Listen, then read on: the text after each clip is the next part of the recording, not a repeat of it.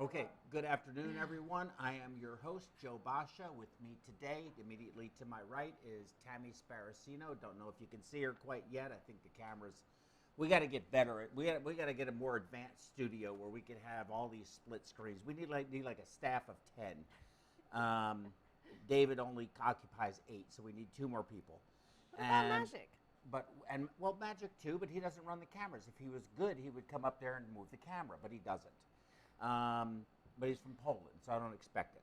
So social media, please like us, follow us, share us, subscribe, thumbs up, bell icon on the YouTube, Facebook, Twitter, LinkedIn, and I think that's it. Yep. And let's talk about our websites, perfusioneducation.com. It's a member site. Membership is free, but you can sign up, pay for an unlimited plan, or you can do pay as you go and get all of the required CEU you need for your ABCP certification or for your Canadian Society of Perfusion certification. So if you're Canadian, we have a Canadian bundle. You can get everything you need through us. If you're in the US or ABCP, maybe in Europe, you can come to our site and you can get all of your required CEUs. Now, are we going to go back to live conferences? I have struggled with this. I was going to do the conference live this year. I'm glad I didn't because I just don't think we're out of this disaster. But let me keep going and get this out of the way. PerfWeb.us, that's where you go for our schedule. Contact us at perfusioneducation.com if you want to send an email to us for any reason. Call-in number, you see this bell icon. We're going to leave the phone lines open. Our MediWeb app, go to any app store, the Google app, the Google Play, or the iTunes App Store, and you can find our app there, Critical Care Perfusion app. Great. It has an ECMO section. It has perfusion section. It has all kinds of hemodynamic calculations. It also has an IV dosage and drug rate calculator, and that's also a standalone app. You can find both apps. One's $2.99, one's 99 cents. You can't go wrong. It's for the price. You will not find a more comprehensive app. Podcast, go to your favorite streaming service. You can find us. Just put in PerfWeb, and you can listen to us in the car and learn something, I hope. So please go there and listen to our podcast. Make sure you give us some comments. If you're watching us online, please make comments. Google, and if you go to YouTube, Google, I guess, rates us based on comments that get made, as long as they're legitimate. I'm sure they have these things that Magic calls spiders, which go around and do all kinds of stuff and tell whether is that what they're called, spiders? Yes. Yeah, that's what they're called, spiders. And they go and they read your websites, and they do it all automatically with these algorithms. And the more legitimate comments that you have, because they can guard against just nonsense, the better your rankings are on that, and that really helps us. It's not because we have it monetized, there's no advertising on it, but we want people to be able to search for perfusion education and find us. So it's very important that you do that. I think I covered all of that. So welcome to PerfWeb 66. Here is my esteemed co-host, Tammy Sparacino. Hello. Host of the Tammy Sparacino Journal Club. And hopefully one day in the very near future, you will be host of all of this. So, because I've about had enough. We've had a rough time. We're going to have some good discussions today, I think. And we have a very interesting topic. I think it is. Because you did your first full case of this just the other day. So I'm going to be very interested to hear. A couple weeks ago. Yeah, a couple of weeks. It seems like just the other day to me, to hear what your perspective on that was. So I'll go ahead and do the lecture. It's not terribly long, but it's going to occupy the first hour, and then the second hour is going to be, I have a whole list of topics that we're going to have some, I think, very controversial debate and discussion about. So I'm really looking forward to it. I tried to pick some really good topics. I think you're going to like the program today. I really do. Okay, so we're ready for the slides. We can go with it. Non-ischemic open heart or open mitral valve surgery using a technique of systemic hyperkalemia. Now, we've looked at this once before with Dr. Matoyer and we did a full program on it.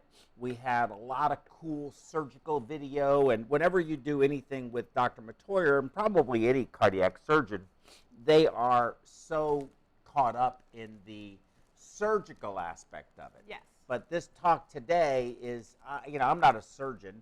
I am a frustrated one. I wanted to be. I wish I had been. I really enjoy. You have the temperament for it. Touche. I really do. I really enjoy it, and I do like watching that and really understanding what's going on there. I think that's actually something a little missing in perfusion. Is so many perfusionists spend their time in a chair behind the pump and they never really look and see what's happening. Now some do, and I think you become a better perfusionist when you not actually be a surgeon or an assistant, but at least have a good understanding of what you're looking at. Does the heart look really empty? Does it look full? Does it look like it's beating happy? Does it look like it's, especially if it's open, how much blood are they getting back in their face? What can you do to help? Those kinds or of even things. Understanding what comes next, because if you know what comes next up there, you know what comes next for you. Yes. Am I going to be giving some cardioplegia? Do I need to be rewarming right now? All that kind of stuff. So anyway, with that said, that's what our talk is about today.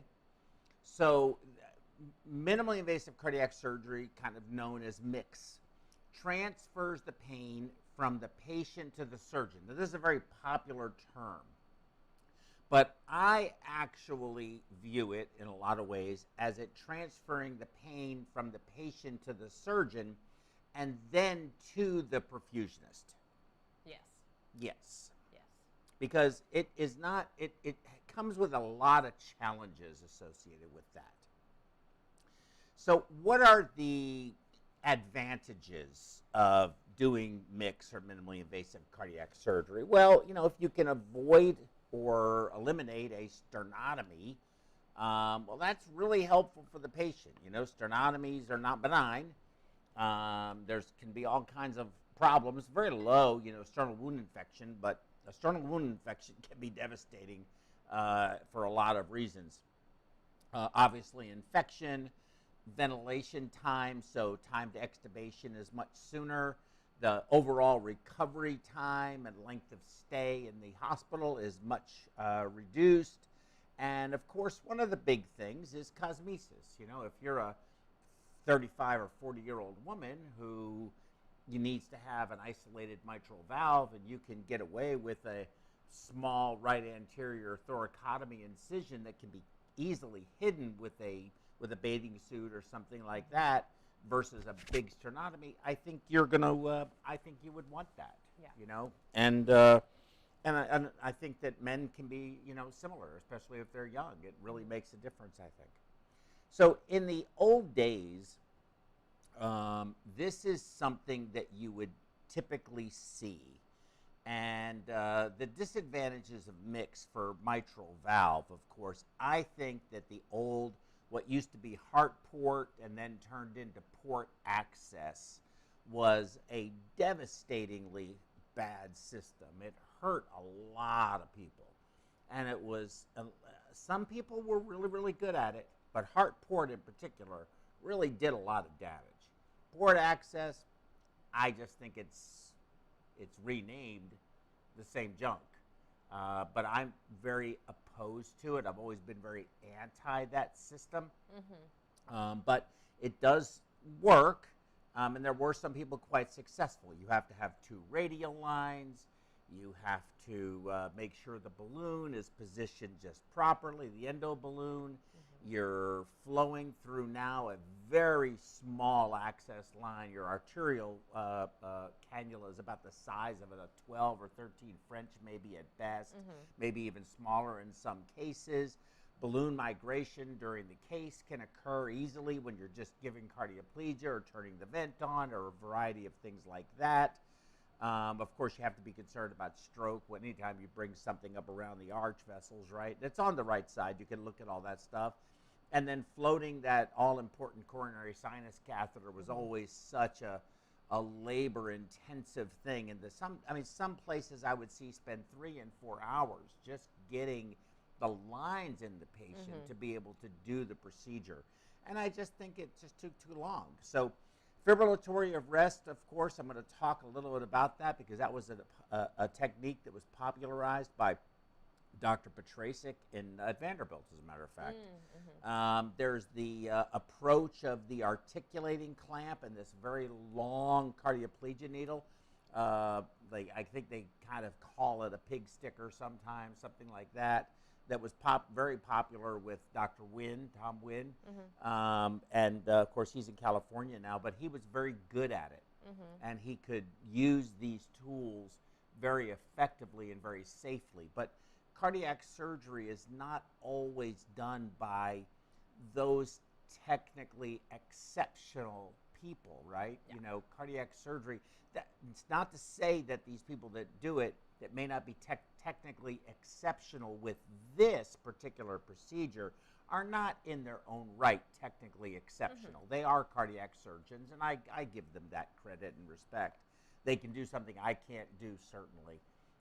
But it still requires a certain almost innate skill to really use these tools in those small holes and make them do what you need them to do. And getting back to what we always say, correct patient selection. It's not, the larger patients, it can be very difficult to do some of these procedures. Absolutely. That's absolutely correct. So I tried to approach this, and this is going back to 2003, and I wanted to talk a little bit, just briefly, about the benefits and limitations of systemic hyperkalemic arrest for MVR. Then I'm going to talk a little bit about how the idea evolved, the particular case that I did the first time, the reason we used it, and sort of my evolution of thought as to how did I come up with this idea. So visualization when you do minimally invasive mitral valve through a right anterior thoracotomy is just excellent. It's much better than through a sternotomy. It's really incredible. The perfusionist, if you stand on the surgeon's side, if your pump is on the surgeon's side of the table, you can look over their shoulder and you can literally see everything. So much. It's really impressive. But if you use this technique of hyperkalemia, there's a significant reduction in the amount of surgical instrumentation you need in the hole, vis-a-vis the clamp and the cardioplegia. You also, it is a no touch of the aorta technique, which is something that is very valuable. You know, that if you don't have to touch the aorta at all, you are going to greatly reduce your stroke risk. There is no ischemic time whatsoever. You never put the clamp on the aorta. You never stop blood flow to the heart, and therefore the heart never has an ischemic time, albeit protected with the use of cardioplegia, whether it be traditional Buckberg or Plegisol or the Del Nido solution.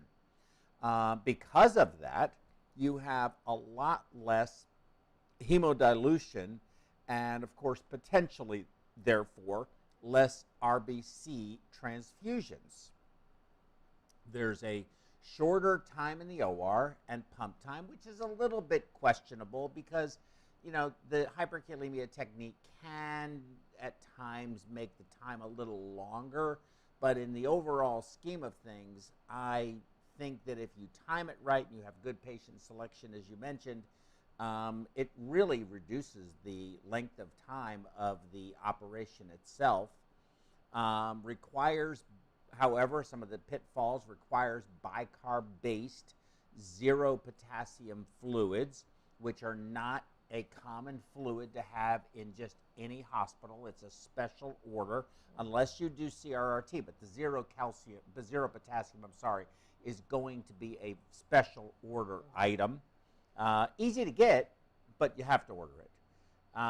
Which means you have to plan in advance. You always have to plan in advance, correct. And they have a shelf life. So if you buy a case of 10 and you use 4 bags or 5 bags in 6 months, then you're going to be throwing a lot of that away. It requires a very strong understanding of CVVH and zero balance ultrafiltration. It requires cooperation between anesthesia and perfusion, and that is very, very, very important. But on a plus side, there's also significant cost reduction doing it this way. Again, you don't have the same instrumentation, you don't have the cost of the cardioplegia needle, you don't have the cost of the cardioplegia. There's a lot of things that you don't have the cost of because you simply don't need them. You still need all the stuff that you need to do mixed surgery with an articulating clamp and with a long cardioplegia needle, but you don't need those things. You still need the same stuff that they would need, and the endo balloon, of course, that's a very expensive product. So there is a significant cost savings doing it with this technique. Now, one thing that is very important to know is that you cannot have any more than 1 2/3 plus AI. Anything over that, if you're in the if you're not less than 2 plus AI, your amount of back bleeding is going to be too much for you to keep up with, and you're not going to be able to, the surgeon won't be able to see and do the operation. So anything, 1 to 1.5 plus, probably okay. I've done it where they have said it looked like 2 plus, but wasn't 3 plus, or wasn't like really strong 2 plus. It was iffy, and we did fine. But I've also seen it where it's been 3 plus and opened it up, and it was a nightmare. We had to fix that problem and then convert. It was just impossible to do that procedure in that way. So you have to have, I prefer a competent aortic valve or just trace AI, and you should be okay there, I think. So what is the foundation of this concept? So I guess it was 2006, plus or minus. There was a 76-year-old female that was a status post CABG ×4 several years back with a patent lima to the LAD. All of her grafts were patent, but the lima to the LAD was patent. The CT showed the lima very vulnerable for re-sternotomy. It was right underneath the sternum and kind of stuck to it. She presented with what was then isolated severe mitral regurgitation. The surgeon did the procedure was Dr. Gary Jones out of Alexandria, Louisiana. You all probably remember him. He did the cannabinoid one lecture for us back several years ago. He came to the New Orleans conference all the time. Super nice guy, really good surgeon, very talented. He wasted his, I hate to say it, but he wasted his career in Alexandria, Louisiana, to be frank with you. But he was, even though I'm Joe, but he was happy. He's happy, and he's doing well.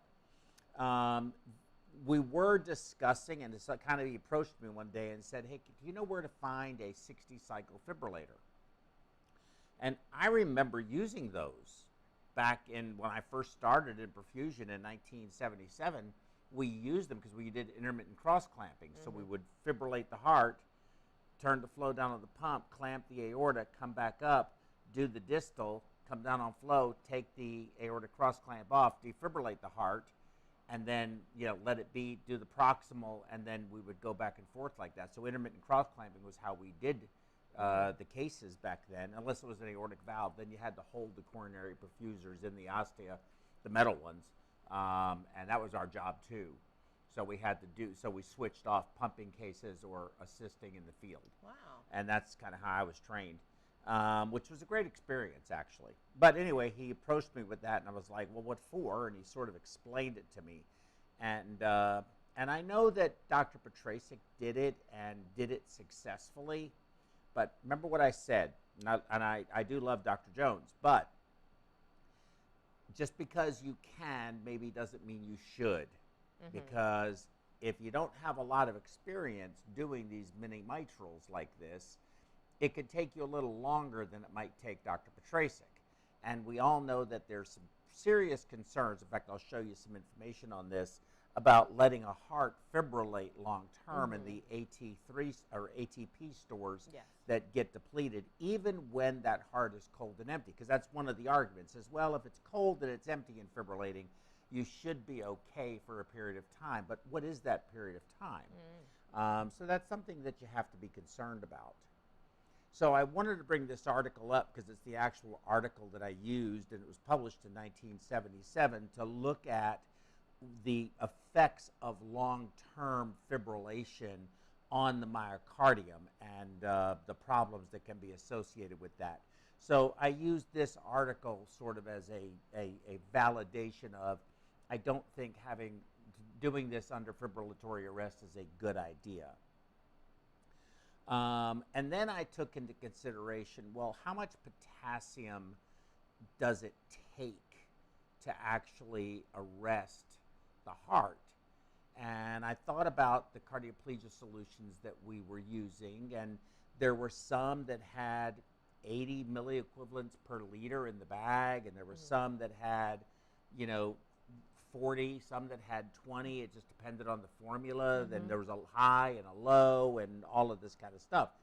And so I found this, and this was in the History, Physical, and Laboratory Examinations, 3rd edition, Clinical Methods. And I think it's very important information, so I'm just going to read it if I may. You'll indulge me.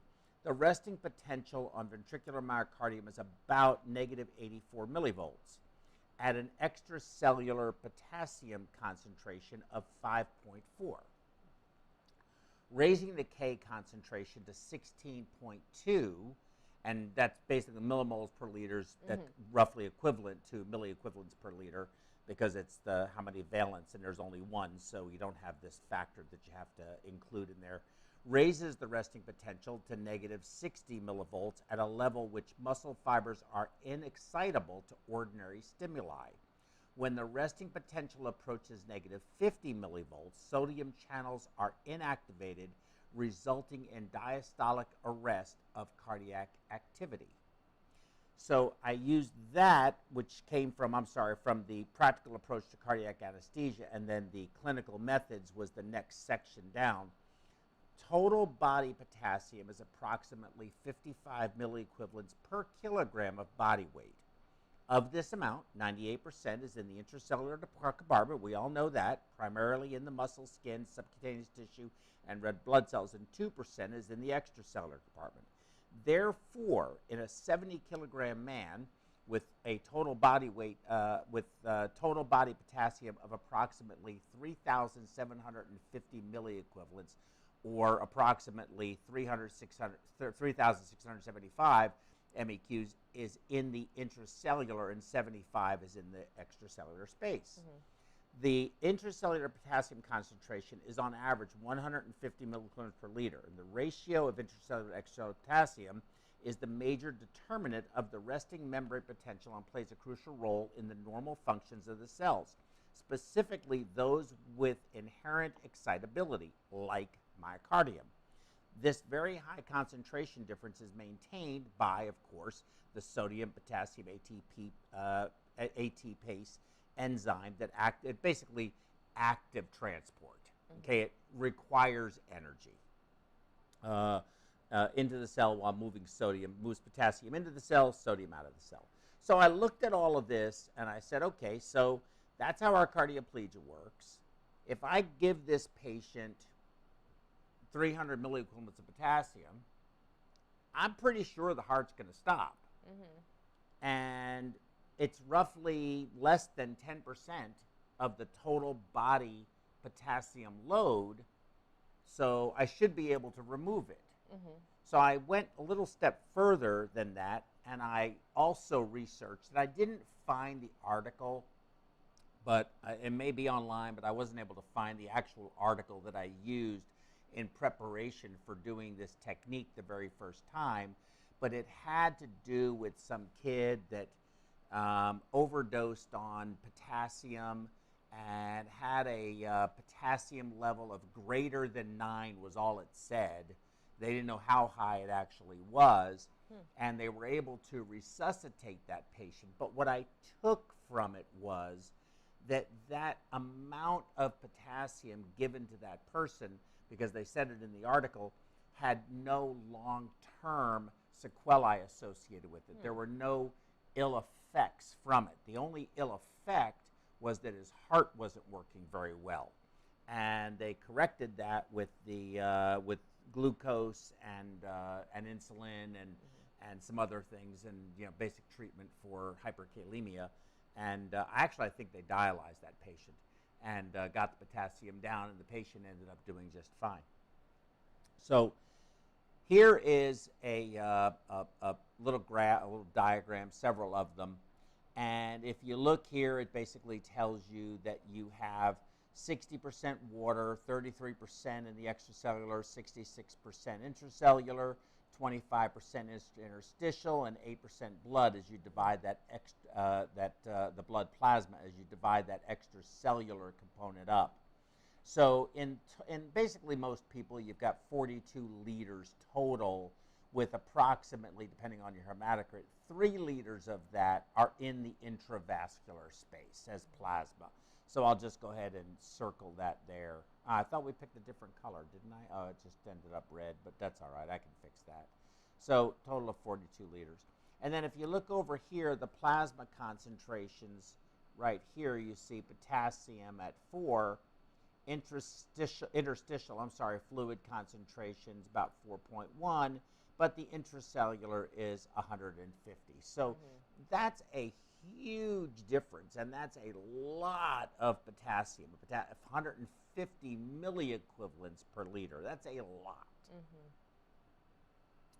So cardioplegia varies by composition, delivery methods, temperature, and additives. However, all solutions must include potassium chloride, somewhere on average between 15 and 35 milliequivalents per liter, and that's what is important for inducing cardiac arrest or diastolic arrest. And once this was all said and done and we actually did the procedure, very interesting, I've changed the technique tremendously from the first one that I did, and I can talk a little bit about that, but I don't have a diagram of it. There is a diagram in this publication, and it's actually the first report of using this technique, and I'm really very proud of this, actually. It worked very well, but I used actually dialysis, diffusive clearance versus convective clearance in this particular case to clear the potassium. So I didn't use as much fluid at first, but recognized very early that as I continued to recirculate the fluid as dialysate, the potassium was equalizing and it wasn't clearing it as fast. And that's what made me change it to convective. And I can explain that in the diagram of how that all evolved. But if you look at the diagram from this article, I actually did it with just basically dialysis on the pump using a hemoconcentrator and the fluid running countercurrent through it. And I just changed the fluid. I used a cardiotomy reservoir and then just would change the fluid every so often in order to get the potassium out. And it worked. Yeah. It worked. Yeah, it wasn't as seamless. It's easier to do it this way, and I think there's a secondary benefit to doing it with convective clearance, but we could discuss that as we kind of move along here. So here you see the venous blood coming from the patient, okay? And it's coming down here to your venous reservoir, and then you see it coming down here into your centrifugal pump, out of your centrifugal pump, into your membrane oxygenator, and then over here to the patient. And then if you look over here, you see what I call hemoconcentrator 1. Hemoconcentrator 1 is basically what is our typical hemoconcentrator that we use on every case. It's right here. And you can see that it is a passive flow, as opposed to over here, hemoconcentrator 2, which has a roller pump associated with it. So this is just your standard your hemoconcentrator that I use during the procedure from the minute we go on pump till the time we are ready to start removing the potassium. That's the one that I use. And there is a reason I do it that way, and I can explain it a little bit more. You'll notice that coming out of the membrane oxygenator is this roller pump that I talked about, and that usually is the cardioplegia. So I use the cardioplegia pump because I'm not going to use cardioplegia. Now you can Y it and keep it and prime it and have it ready in case you need to convert, or you can just take it out. It depends on how confident you are that you're not going to have to convert. But that's a decision you can make. There's a million ways to create this circuit. But in this particular case, the roller pump, it's going into hemoconcentrator 2, and this is what I use to remove the potassium with. And then you see it comes up and it Ys right here.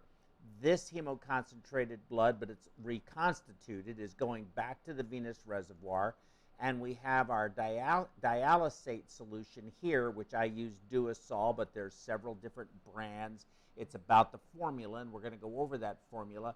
And as I am hemoconcentrating this blood here, pulling out the plasma water, I'm returning the plasma water with a fluid that has no potassium in it. This over here is a Neptune. I do not suggest you try to do this like I've tried several times with just suction canisters. You take off about 20 to 25 liters, and that's a lot of suction canisters to have building up on the side, on the wall there, and it makes either the nurses really angry because they have to throw it out if it's in a place that does it that way, or it makes you have to stay really late because you're moving fluid back and forth and they want you to dump it out. So sometimes you can use that solidifier and stuff, but it's heavy and they really prefer that you pour it out. So, but I would definitely use a Neptune. But you want this under roller pump because you want to flow through this actively. You want there to be as much pressure on the blood side as you can possibly get, as opposed to having it just passively going through and possibly overwhelming it. And you want a hemoconcentrator that you can flow about 1 liter through. So the bigger hemoconcentrators are better for this purpose. The added benefit of doing it this way versus, and if I was doing it with dialysis, what I would do is this line here that you see would go into the hemoconcentrator and then out of the hemoconcentrator and back up to the bags or a reservoir or something like that. Let me erase all these markings, so many markings.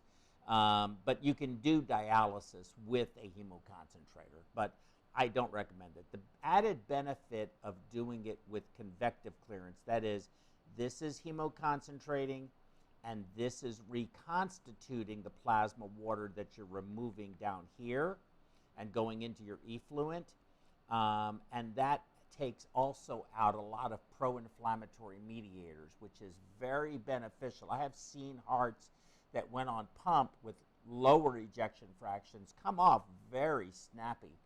Now it's transient, but it's enough to get you off the pump and get them into the unit, and then eventually a day or so later you usually see them settle back down to wherever their baseline was, and then with the valve repaired over time, they continue to get better and stronger. But it really does help you in the getting off pump and initial post-operative phase. If you look over here, the one highlighted in red is the solution that we use.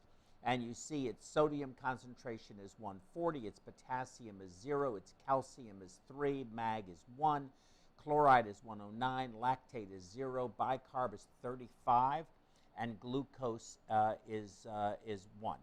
So, and I think that's actually 100. So it's, or I don't think it's 1 actually. Grams per grams per liter. liter. 1 gram per Yeah, liter, right? exactly. So that'd be equivalent to like 100, right? It's 100, like a glucose level of 100 or 110. I don't know. Yeah, I think so, because that's in milligrams, right, per liter. Yeah, I think that's right. Yeah, that's right. Right. So this is in grams per liter. But what's important about this to understand is, if let's hypothetically say the potassium in this blood coming out of your roller pump here, out of the membrane, out of your reservoir, the patient's blood is 13, and you hemoconcentrate and that's 13, and you put a fluid back in here that is 0, then I'm going to go over this a little bit and sort of explain how that happens, because all of this ultrafiltrate that goes into this Neptune is isoosmotic. I'm sorry. Isosmotic. And what does that mean? We're going to talk about that. So I'm going to come back to this and go back to that. But what's also important is, let's say the patient's glucose, and this is one of my pearls, don't treat the glucose. Because when you start removing, if the glucose is, let's say, coming out of the patient is 240, but it's only 100 in the bag, that is going to remove glucose. So your glucose will come back to normal. If your mag is low, it'll come up. If your mag is high, it'll go down. Same with the calcium. So it really depends on that concentration gradient, not because it's diffusive, because it's dilutional. Either way, it will do the exact same thing. But, and I'm going to go, again, I'm going to go over, I have a good little example of how that works, because it's very important. But I need everybody to remember isoosmotic. It's a very important concept that is one of the hallmarks of why this whole thing works. Okay.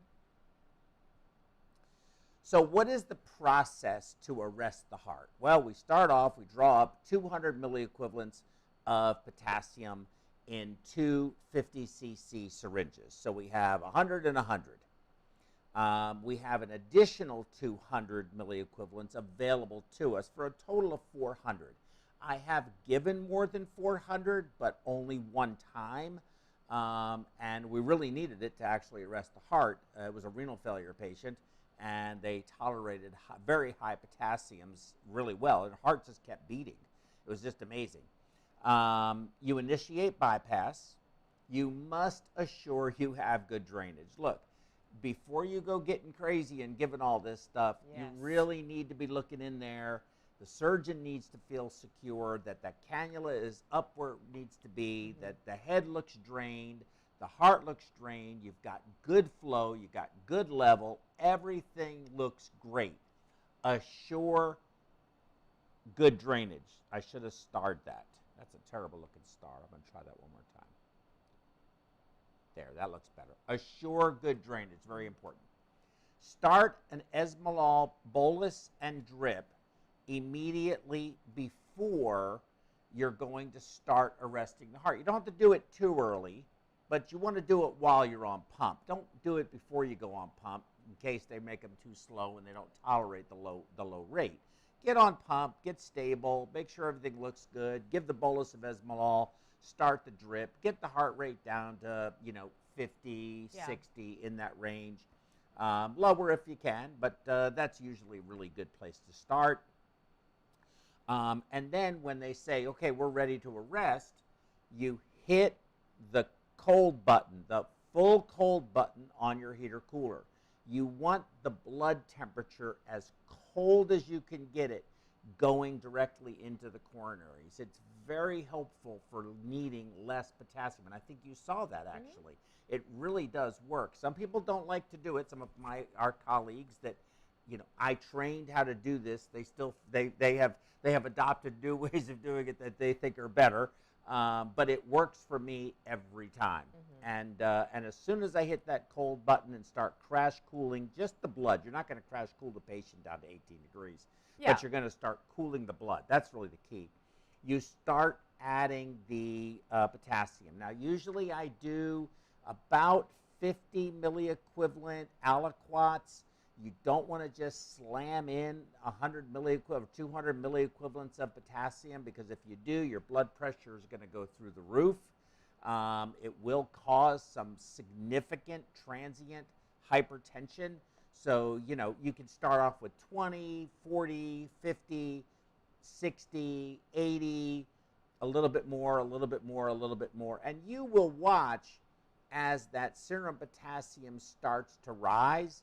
You'll see the T waves start to peak. You'll see the QRS get wider, and it just gets higher, more tented, wider, and eventually slows way down and just stops. It's very rare that I see the heart fibrillate before it goes asystolic. It has happened, but it's very rare, and it usually doesn't last long. But as soon as I get that electrical quiescence, I stop giving anything, and I simply turn the heater cooler to standby.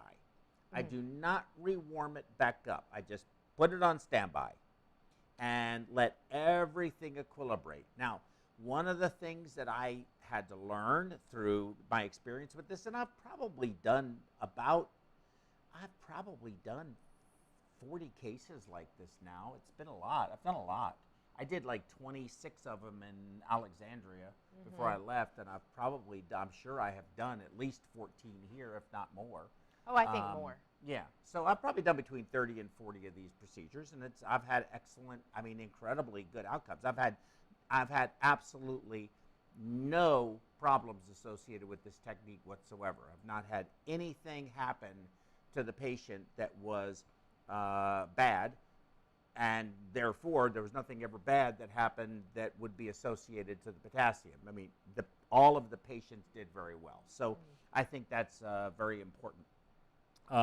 But if you start to see a little bit of activity, don't overreact and just give more potassium. The key is to let things settle down, because you're giving a lot of potassium at one time, and it's going to shift back and forth and try to find what it's going to do. Sometimes I just hit the cold again and let it run for a few minutes and then turn it back to standby, and that settles it out again. So I try not to overdo it. Now, if you do get a little activity and they even notice it, because sometimes you'll have electrical activity with no mechanical action at all. You'll see a little bit of activity on the monitor, and you look in the hole, and the heart's just flat and still as could be. Nobody's saying a word. They're just up there working, and they're happy as could be. I'm going to leave that alone, because that's not fibrillatory, so you're not just chewing up ATP.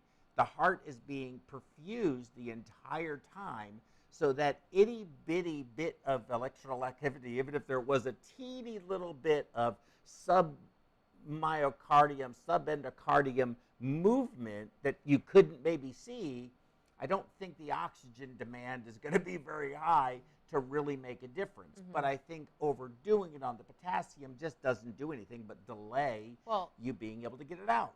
Right, because then you have to just do that much more. Correct. And then the surgeon's waiting on you. Yes. Yes. So once you get that initial arrest, just relax, because it's all going to be calm. Even if the heart starts moving more than the surgeon's happy with, hit the cold, give 20, give 40, wait, see what's going to happen. Don't overdo it. Sometimes you just have to tell them, just be patient, it's going to stop, give it a second, and it will stop.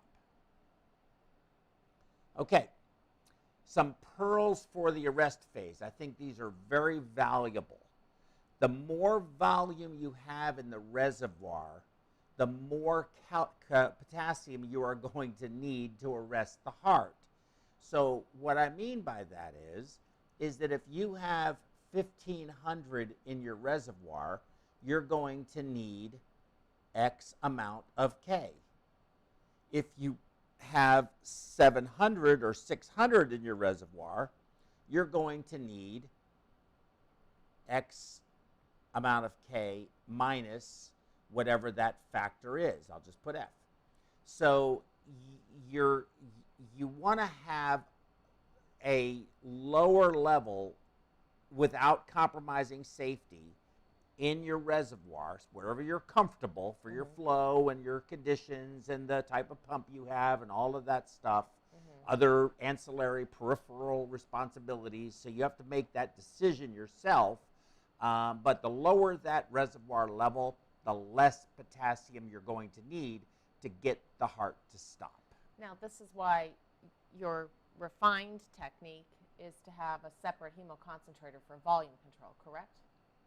Well, I use the primary one, hemoconcentrator 1, well, that's what I mean. For that. Meaning there are two in line, and one is for volume control. Correct. Yes. Yes. Versus, right, versus reversal. Yes. Yes, absolutely. That's absolutely true. You want a lot of horsepower. Yes. Yes, that is something. And I guess that does increase the cost because you have to use two hemoconcentrators. You don't have to, but I suggest it. Yeah, I think it was. I think it would make sense. It made it smooth. It makes, I think it does. It makes a little, and the incremental increase in cost is pretty small. Probably. You know, it's like, I think it's like $80 or $90. I was going to say less than 100. Yeah, they're pretty inexpensive. So the more volume, so this is another thing, another pearl. When you go on pump, get your volume where you want it as soon as you can. Don't be afraid to start hemoconcentrating right away. Again, the lower your level, the less potassium you're going to need, the faster the effect is going to be. Do not give the KCl rapidly. Give it really fast, and your blood pressure is going to go off the scale. You're going to have no flow. It's going to be bad. Don't do it. You have to be careful with this. Doesn't mean you can't give a bolus of 40 or even 50 and sit back and wait and see what it does, but I would start with 20 or 30. Yeah, I think then, I did mine. What did we have? We had drawn up in 60 cc syringes, and I gave 30, and then I waited, and then I gave 30. Then we had the next syringe up there, and I don't even believe I got through. I got through 2 syringes on my case, and then that was it. That was it. That's all we gave. Yeah. Yeah, we never drew any more up. Yeah. And then keep cooling the blood until you are flatlined. Very important. Do not use insulin to control the glucose. You don't want a bunch of leftover insulin. Now, as soon as because if you're trying to keep the heart arrested, right, and you give insulin for a high glucose, you're defeating your purpose. The K is going to come down. Correct. Yeah. You're going to drive the potassium intracellular, and you're going to start seeing activity. You're going to have to give more potassium. The glucose is high for a little while. It's not going to hurt them. 240, 250. I mean, that's not the end of the world. People walk around all the time with a glucose of 300. We don't like to do that, but in these particular cases, you're better off leaving it alone and let the duosol, or whichever iteration of this bicarb-based physiologic fluid, it's just easier to say duosol, sorry, treat your glucose, because it will, and very effectively. Do not overreact when you see some activity. Let's see what it's going to do. A lot of times there's shifting going on, and it's, you just got to wait. Don't bother measuring the potassium unless you have a device that reads to 18. Because if you're using an iStat, it's just going to say greater than 9. Sometimes you send it to the lab, and it just says greater than 9. Unless you're using a device that will read up to 18, because most of the potassiums are around 11 to 13 is about where we usually settle it out. And I've measured it several times, so I sort of have an idea of where it's going to fall. But there are several devices that you can get. Which is the one that I like the most, is the Siemens Rapid Point 550, I think it is, which reads potassiums to 18. It's a point-of-care device, but not handheld like an iStat. It's more of a bench platform, rolling cart kind of thing. It's like a GEM. Yeah. I don't know what GEM reads. I'm not 100% sure, but I think radiometer reads to 18. GEM may do the same thing. It seems like GEM probably I don't know if they know. do, but I do prefer those devices over iStat. But I used an iStat, and it was fine. Yeah, and we sent it to the lab, and they said, right, it was greater than 9. But you have to be comfortable. You also had the benefit of not being the first time you ever did it. And if you're out there in our audience, and they're going to do this, and it's the first time they ever did it, they may want to actually know what that potassium is. Well, and you need to also be communicating with the lab, because believe me, you get a very frantic call when the potassium's that high. Yes. That happened to us. Scale, yes. Even though we had prepped Even though we them, told them. Yeah. But the particular technician that ran it didn't get the memo. Right. And freaked out. Yes. Yes. Urgent call to the room. Urgent. Yes, we know. We know. It was pretty funny, actually. So the process for removal of the potassium. So first thing we do, stop the esmolol drip. Now, you don't have to. You can leave it running for a while. And it may help to reduce the, any kind of fibrillation, although I haven't seen a heart fibrillate after this procedure for a number of years. So I don't know that you really have to keep the esmolol going, but you can if you want to.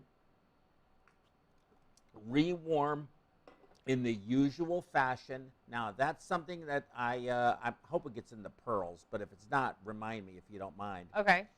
run your hemoconcentrators at full speed. Turn them on, hook them to the Neptune, put the Neptune at 400, and let them rip. High flow through them. Make sure your flow probe is distal to the hemoconcentrator so that you make sure you know what you're flowing to the patient and not the recirculation. You'll know what your flow is, obviously, with the hemoconcentrator, too, because you're running that through a roller pump. Use replacement fluid to flow and maintain your level. Don't use saline, and don't use Normosol. It has potassium in it, okay? So you want to use you want to make sure you use the Duosol and use the replacement fluid flow to maintain your level. And let me kind of just give you an idea. I'm going to go back to this slide right here and erase all of my things here. Let's see, it won't clear pen markings. There you go. So basically what you see here is this Duosol, this formula right here, is in these bags here. And there's a roller pump here. So I have this hemoconcentrator passive and drawing ultrafiltrate out. I have this one I'm pumping through, drawing ultrafiltrate out. I get my level in my reservoir of, let's just say, for the sake of argument, it's right here, okay? Now, as that level starts to fall, what I do is I increase this pump speed, and it makes that level come back up. If the level is going up and I can't increase the hemoconcentration, I just simply slow this pump down. So it helps me to find a sweet spot where I can just maintain my level in this reservoir at the level that I want it to be.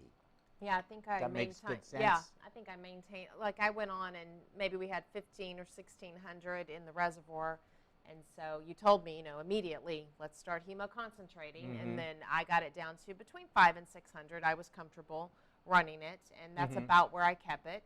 And then it also makes it easier to know that you're going to be consistent with your potassium, right? You don't have these big fluctuations. So as soon as I had more volume than that, I just clicked on the hemoconcentrator for volume control and took care of it immediately. Correct. Yes, you can do that. That's exactly right.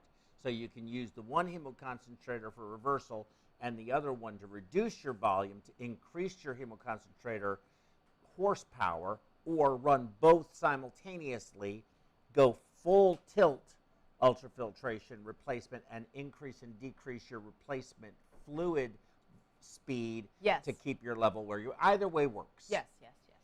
Like I said, there's a million ways to do this. It sounds really complicated, but I was surprised how uncomplicated it was. Yes, and how pleasant the room is. Yeah, we had a good experience with it. It was pretty seamless. Absolutely. Use replacement fluid flow to maintain your level. I put that on there. And run replacement. And it's going to be, with both hemoconcentrators going, 700 to a liter a minute. And if you're going to do 20 liters, which is about what you need for a potassium of 13 to get it down to 4 to 5, that's about 20 to 25 minutes, basically, is what you're going to be. Yeah. Well, and make sure... we ran ours. How did we do ours? We did ours through the cardioplegia circuit. We did. And we had a bypass in case we had to convert. But what I was going to say, just a little pearl, is most of us have a pressure limit set for your cardioplegia circuit. So make sure if you're monitoring pressure that you go ahead and know that it might run a little higher. We don't typically run our cardioplegia at a liter a minute. Correct. Right. And the pressure through the hemoconcentrator, if I remember right, was about 220. Yeah, it was somewhere around there. But that positive pressure is great for making it really just push that plasma water. That's exactly what you want, but it might be something you hadn't thought of, because when the alarm went off the first time, it wasn't something I thought of on that case, and I was like, wait, something's wrong, but nothing's wrong. And usually I don't do it that way. Yeah. Because that was a new way to do it. So I'm learning too, and it was actually a very good way to do it. I liked it. And you can hook it up. There are some concerns about whether the fluid will help to its room temperature and cool the patient back down. You can run it through your cardioplegia heat exchanger and warm your heat exchanger that way, so you don't do that. I haven't had that experience. Some of my colleagues have, and they, some of your colleagues, and they prefer to put the fluid in a warmer. I caution against that. You mean run it across the heat exchanger? No, they put it in a warmer. Oh, the actual the blanket warmer. The blanket warmer. And I caution against that only because I don't know exactly what that temperature is, and so I want to control. I'm concerned about it. Didn't we just? I think we just wrapped ours in a blanket. Yeah, some of the guys put it in the blanket warmer. No, but I mean, I think for us, didn't we just? No. Just used it cold. No, I know, but didn't we just have it in a blanket? No. In the room? No. I feel like that's what we did. No. No. I may have had it on top of a blanket. I didn't have it in a blanket. It wasn't a warm blanket. I just had it in there. Because I just don't. The heat exchanger and the oxygenator's pretty strong. Yeah. I just haven't had a problem. So pearls for reversal. The more volume in the reservoir, the slower you remove the potassium. You got 2 liters in the reservoir, 3 liters in the reservoir. It's going to take you a lot longer than if your reservoir level is back down to 500-600. Use insulin sparingly if needed, but depend on the duosol. It really will work if you're hemoconcentrating that fast and replacing. You're not going to need any insulin. But if you do, because the K is high and you want to hurry up, the surgeon gets a little impatient, just go ahead and do it. It won't hurt anything if you give, 5 or 10. Expect a minimum of 15 liters replacement, but have 20 liters available. The bags come in 5-liter bags, so that's 4 bags. You get free shipping if you buy 10 cases, that's 20 bags. But it only has a shelf life of about 6 months, maybe 4 months, depending. And so if you only use it once a year or twice a year, you could get fluid that then goes expired, and then you have to order more fluid. So it's pick your poison. Free shipping, but if you have too little fluid, like you break a bag, you only have 4, and you break a bag, okay, you want to have enough fluid. Now, it can be made in pharmacy. It's very easy to do. The formula is right there. They can make it for you, but you don't want to have 4 bags to do 20 liters of replacement, break 2 of the bags and only have 10 liters and have a K of 7.9 and you can't come off pump. I think what we went with was 6 to 7 bags, knowing we'd probably use about 4. Yes, that seems reasonable. So have extra. But that's 5 cases. So 10 bags is 5 cases. Okay. You get free shipping if it's 10 cases. Wow. Which is 20 bags. So line 3 of these up. Correct. Do a couple, have your mini mitral month, and just have all of your stuff already. Loop diuretics can be helpful. They're potassium losing drugs. Be careful with rebound post-pump potassiums, though.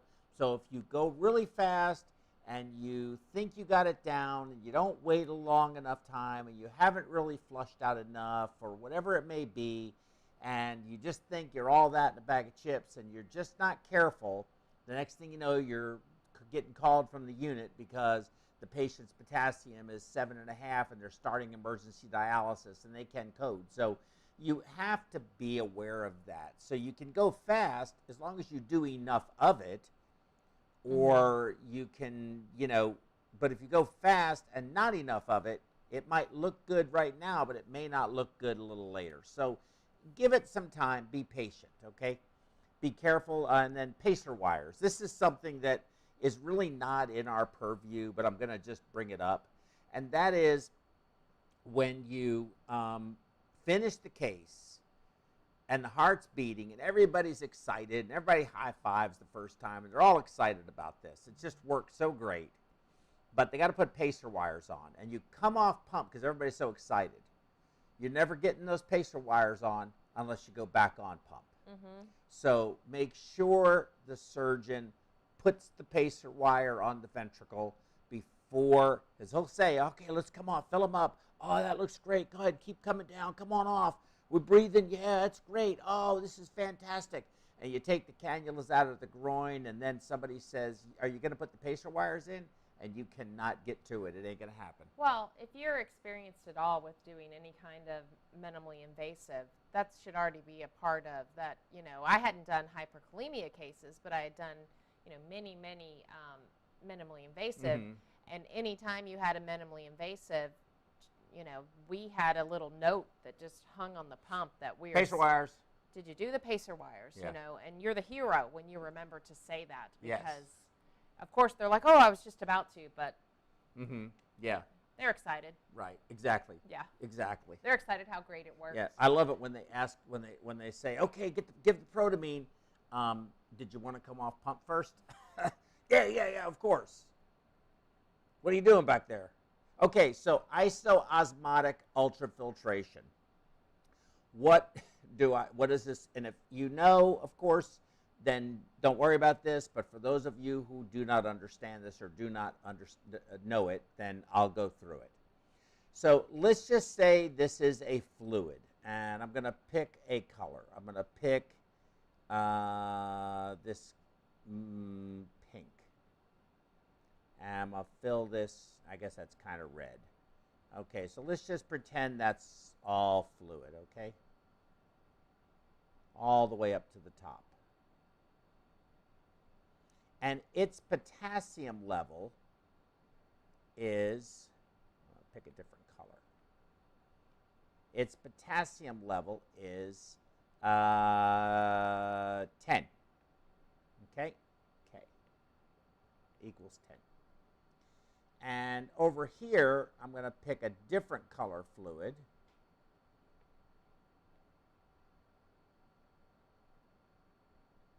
I'm going to fill this all the way up. And this one is going to have a K of K equals 0. Okay? K equals 0. Okay. Now I'm going to come over here, and we're going to take a hemoconcentrator, and I'm going to run this blood through the hemoconcentrator and back up here, and I'm going to pull off ultrafiltrate, UF.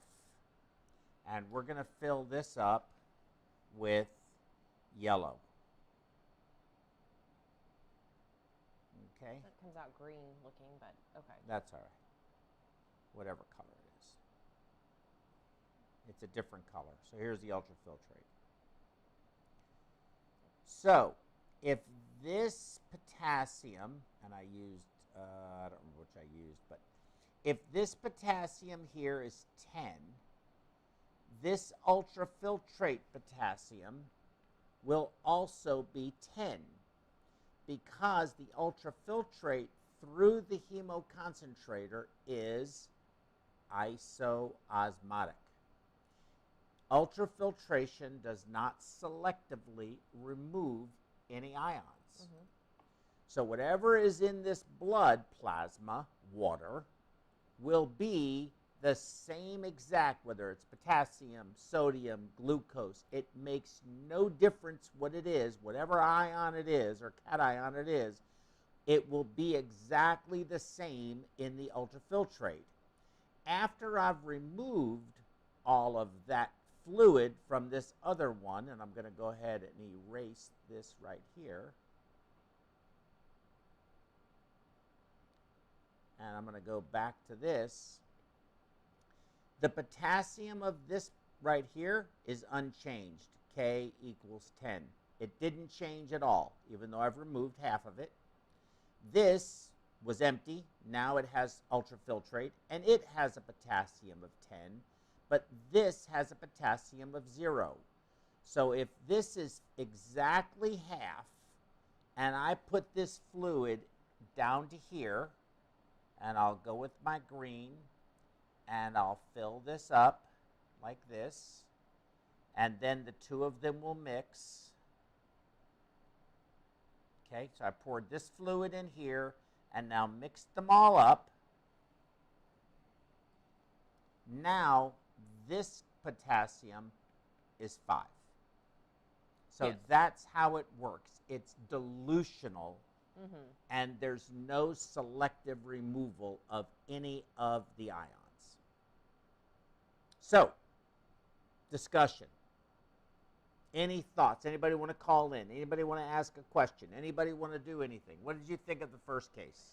I thought it was great. I was a little, I wasn't nervous because I had seen pieces of other cases, so I knew it worked. Yeah, you'd done 3 or 4 cases where you did either going on and stopping or the middle of the case. I set up or I came at the end of the case. Yes. But I'd never done one from start to finish with my hands. I set it up. I did all of that stuff. And so I wasn't really nervous that it wasn't going to work, but I thought it was going to be a lot, just more complicated things to think about.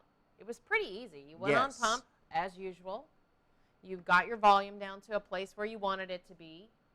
You made sure, anesthesia's on board, understanding what's going to happen. So, you have the communication with them about lowering the heart rate at the appropriate time, which we had a great anesthesia there that day. You have to have, you have to have good communication, and you have to have a good team cohesion. I mean, just like with any case that you don't traditionally do, just like when you do circ arrest cases, we all have to be communicating about different things, right?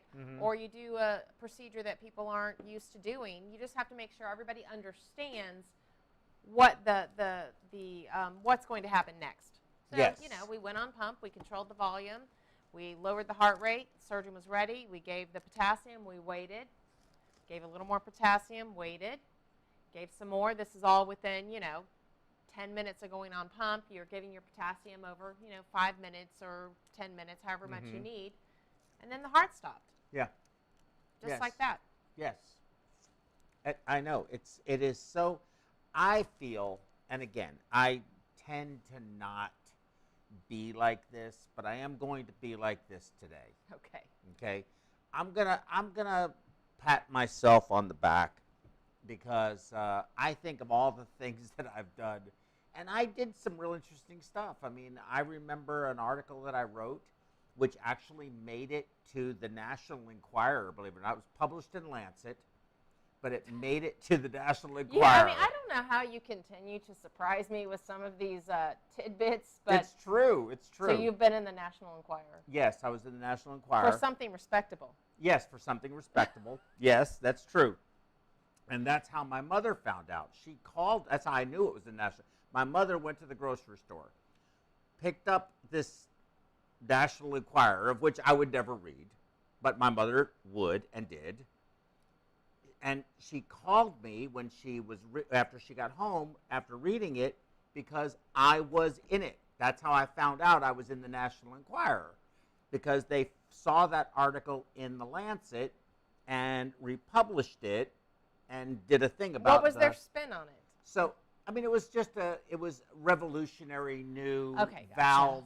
valve repair technique. Yeah. Okay. And it had to do with the aortic valve, and it was for the surgeon that I did this with. His name was Jack Sternlieb. He trained up in Mayo, and he was a really talented. So this guy was a talented surgeon. This is back in the late '80s, so about '87, '88, and he was a super talented surgeon. He was doing interrupted Lima to the LAD with interrupted ado suture, adoproline, back in the day when adoproline was very unique, very not used very often. Yeah. And his outcomes and his anastomoses were beautiful. I mean, they were beautiful. I have to say, it was beautiful to me. And I don't even, again, I'm not a surgeon. I don't understand what they're doing. I kind of do, but I don't. You understand what I mean by that? I know. But he was a talented guy, very smart, good doctor. I enjoyed working with him. But we saw a lot during that period of time of idiopathic calcific aortic stenosis in an older population. And of course, he's like, we were always having to put valves in them, and put, mechanical valve. You got the anticoagulation problem. Of course, it was back in the time when the Bjork-Shiley valve was the double strutted valve was fracturing, and they were losing pieces. You put a bioprosthesis in them, and some of these, people, they weren't really made that well back then, and these were relatively healthy. I mean, these were young 80-year-old people, okay? They were playing golf every day. They had still probably 10, 20 years. They were going to live to 100, all right? These people were in good health. And he was looking for an alternative to doing a valve replacement for the aortic valve. And so I suggested using the CUSA, the ultrasonic device that they use for removing tumors and stuff. Oh, I'm not familiar with that. Yeah, it's an ultrasonic debridement device. You can actually, take edges with it, tumor out, things like that. Okay. It's used, I can't remember all the uses that it has. It's been such a long time ago. So what did he do? So what we did was, I came up with the idea, and I thought it would work, and I said, well, why don't we do this? I mean, if you're going to replace the valve, right, we're already there. So use the CUSA to ultrasonically debride the calcium from the leaflets and get the leaflets to where they're pliable. Yeah. And if it looks good, I'd leave it. Yeah, but don't do it. If it doesn't look good, then you could just replace the valve. We're going to add probably, 30 minutes to the procedure, but is that really the end of the world? And he agreed to do it, and we did it. And we did like 8 cases. That's and incredible. We had really good results. I mean, I had filmed it, and we actually I presented it at a meeting that I went to that we did one time. I can't remember exactly. It was in California. And but it never really gained in popularity. I think they just got better with valves and things like that, and it never really became anything. But this one that I did actually has become pretty doggone popular with a lot of people. Well, and I feel privileged that I had the opportunity. One, somebody like Dr. Jones was willing to try it the first time.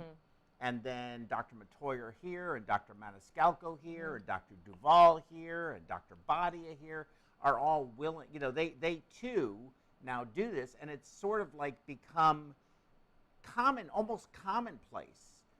And it feels really good to me. Yeah. Because I get beaten up a lot in this business. This is a rough business. This is a full contact sport. It is. And we're in war right now, as you well know, because I can see you on the phone all the time.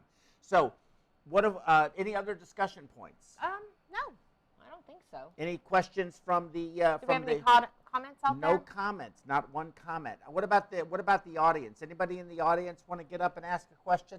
All right. So how about this? Let's take a break. Okay. And how about, can we do that, David? We can take like 5 minutes or something like that. I think we did this in an hour. And when we come back, we've got some really good, I think some really neat stuff to go over. I've got some real interesting stuff going forward here. And we're going to be able to go through these slides. I think you're really going to enjoy it. Okay, great. Okay. We'll be right back.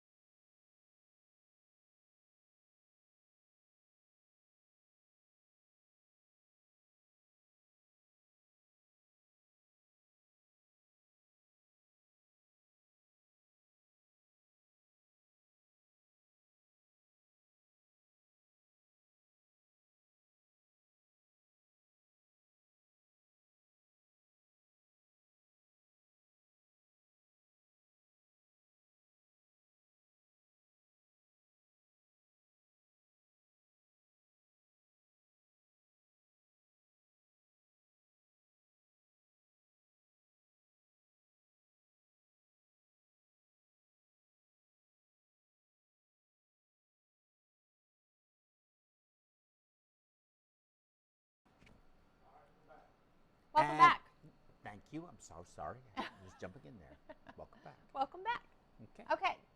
So what I want to do is we're going to do something a little different for our second hour.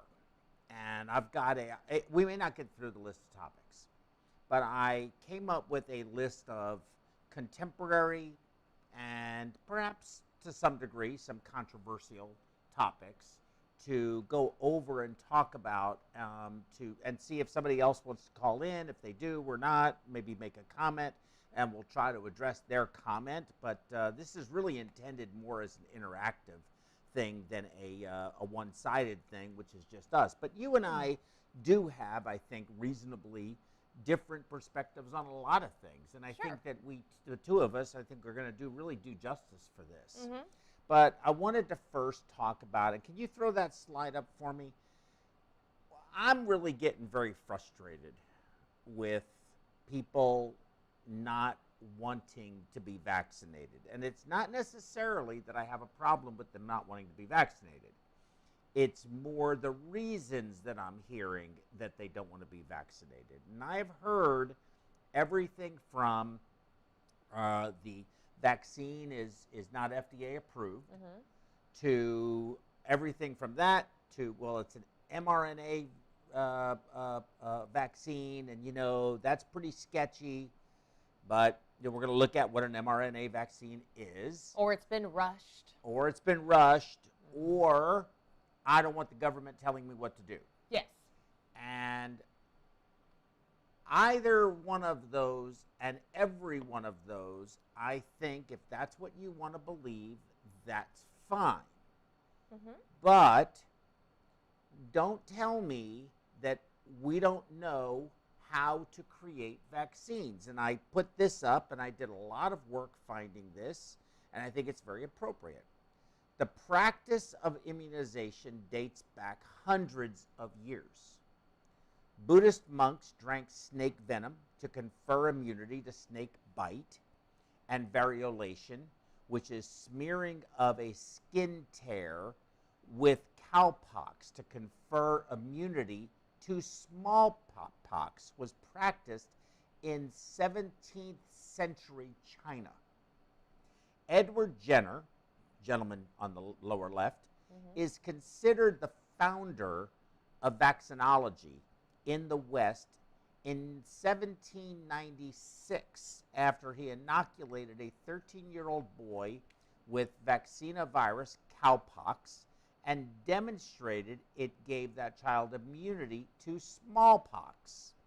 In 1798, the first smallpox vaccine was developed. Over the 18th and 19th centuries, systemic implementation of mass smallpox immunization culminated in its global eradication in 1979. So, and now smallpox is actually making a resurgence, because there are people who believe that if you get smallpox vaccine, it makes you fertile. Infertile? Infertile, yes. And thank you. And so people aren't taking it in certain places. Where are they still giving smallpox vaccines?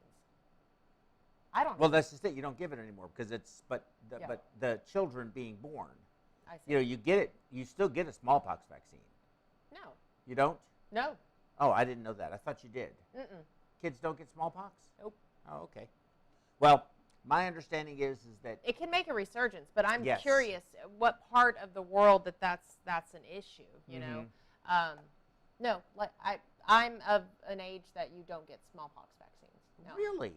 Now I've had one, but as an adult in a research study. Huh. Okay, I had mine because it left a mark. Yeah. That's how you used to know. The school would look for it to let you in. Yeah, I think at least in the United States, it was around 1969 to 70 they stopped giving it. So I just missed it. Oh, good for you. Yeah. You need a smallpox. Well, you had it because you were in a study. Yeah, there was a national study done, and UT Medical School was one of the, I think, 6 or 7 sites across the country that participated in it. I guess it was in around 2001. That's where I worked, and so they always went around to different labs and got people to participate in whatever studies were kind of going on.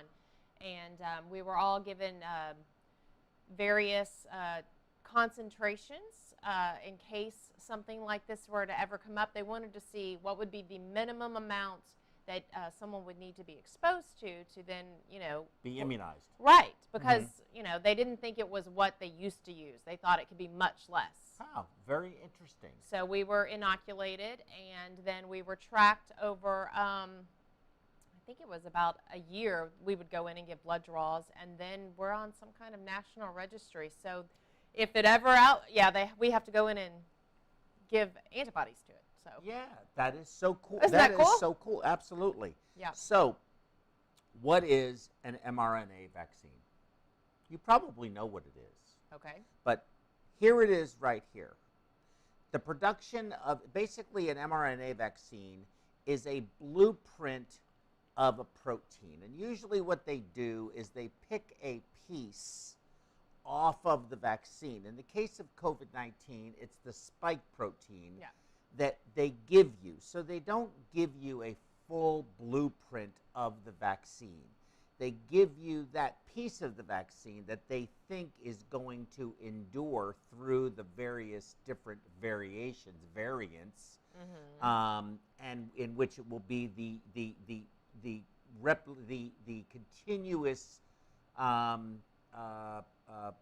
piece of it, or the like a common denominator. Yes, the common piece to it. Exactly, it's a great way to put it. And that's what they're looking for, and that's what they give you. And you develop antibodies to that, and you have them built up enough so that if you are exposed to it, you already have these antibodies that know that's the same thing. We need to go get it, and they can produce more because you already have a base load of the antibodies. Right, and because you also, the whole thing about being inoculated with something is for quick recognition, right? Yes. So instead of trying to figure out what it is, your body already remembers. Correct. And so the defenses are mounted, almost immediately, right? Correct. Right. Absolutely. So unlike a traditional vaccine, that's what that does. A traditional vaccine is an inactive microbe. It's the full microbe that is inactive. Again, viruses cannot be killed because they're not considered living. Or they're when they say inactive, don't they mean attenuated and unable to reproduce? Yes, correct. Right. And so that's what, but you have to first create it, and they use various chemicals and things like that for that attenuated or attenuating process, so that when they give it to you, they're not giving you active. I have recruited two. Good. Let me just answer. They're not giving you active or live, I know, if you will right, call it I know virus. where you're going with this. I think the point is that a lot of people often, I used to hear this with the flu all the time, say they got the flu after they received the flu vaccine. Flu vaccine is attenuated. You're not getting the flu. Now, you might feel poorly after any vaccine, because that's the whole point of a vaccine, right, is to mount a response to what you've been given. So often, fever, you might feel poorly, but that happens to even our children when they're, tiny, and we're giving them all the normal vaccines, immunizations. They often get fever and are cranky. Exactly the same thing. They aren't getting the measles. They aren't getting chicken pox, but your body is still mounting a defense, and those things are side effects of when your immune system is active. Yes, and so, absolutely. So I wanted to bring this up because when I hear people say, "Ooh, it's an mRNA vaccine," so it's a messenger RNA vaccine. It's looking for a spike protein. That's what they created. Well, I think a lot of times that comes from people who maybe don't really understand that. And that's going to be a lot of our conversation. Yeah, they don't really understand it. It sounds scary, and someone somewhere, media or something, or a friend who knows someone, has told them that it's scary. Exactly. Yeah. Exactly. But I've had some very educated people tell me that too. Very educated people. So, and I'm frustrated by it. That's one of my things on the list. But before we get into it. Frustration? Yes. Before we get into it, I wanted to talk a little bit about one of the things that I am so incredibly frustrated with is the disease itself. We're doing a lot of stuff for these patients, and we're doing very good with supportive care. But we don't know what's working. Is the remdesivir working? Are the monoclonal antibodies working? Are the steroids working? Is this a viral replication in the lung parenchymal tissue, or is this an unmodulated runaway inflammatory process? Which is it? So again, I went in and I did a lot of looking. It took me a long time to find this article that I think is absolutely incredible, written by Robert Mason, and it's Pathogenesis of COVID-19 from a cell biology perspective. Okay, where was it published? It's here's the correspondence. Okay. It's I'm just curious for myself. Yes, site article. Oh, European Respiratory Journal. Okay, got it. There it is. Thank you. Okay, so this kind of goes through some of the infective part of it, kind of how it happens and how they look for it with the PCR, the polymerase chain reaction, DNA, RNA mapping, and then it talks about how it gets into the upper airway, conducting an airway response in the next few days. And then it talks about hypoxia, ground glass infiltrates, and progression of the disease to ARDS. And this is really where the vaccine comes into play, which you were just talking about. If you only get to stage 1, and even if you get to stage 2, you're going to recover. Mm-hmm. When you get to stage 3, this is, and it's about 20% of infected patients. And it's interesting because this paper has now convinced me that the problem is a viral load problem. And I'm going to show you why. There's a really good image in here that is just incredible. As opposed to an out-of-control inflammatory response? Correct. Okay. So things like cytazorb. That's why we're not seeing, you see these outliers, like, oh, it had great benefit for this patient. Yeah. But we're not really seeing that translate into reproducible outcomes. Right. Because really the issue has to do with the virus killing these cells. And it talks about how when these cells get, these viruses get into your cell and hijack your mitochondria and start replicating, they are killing that cell. Every cell this goes into, it is killing those cells. If you don't have an immune response to stop it, once it occurs, it is not reversible. So our outlier, for example, Michelle, I'll say the name, Michelle, I won't say her last name, she may have gotten to stage 3, but it did not, somewhere along the way, it stopped replicating, or her body stopped it from replicating, so she had enough lung tissue left. But I don't have any doubt, if you do PFTs on her, they're not going to be as good as they were at baseline, and likely never will be. So this article, and I don't want to read the whole thing. I want people to go in and find it and read it. They can get it right here. But I wanted to show you this diagram. And what you're looking at here is human alveolar type 2 cells infected with SARS-CoV-2. Human type 2 cells were isolated, cultured in vitro, and then infected with SARS-CoV-2. Viral particles are seen in double membrane vesicles in the type 2 cells, which is on the left side. And if you look right here, you can see them all. You can see the virus particles. What's going on here? Oh, I guess that won't work. The pen doesn't work on this, does it? Yeah, no, you can see them. Yeah. Make it another color, though. Can't see it. Absolutely. Maybe red. Yellow.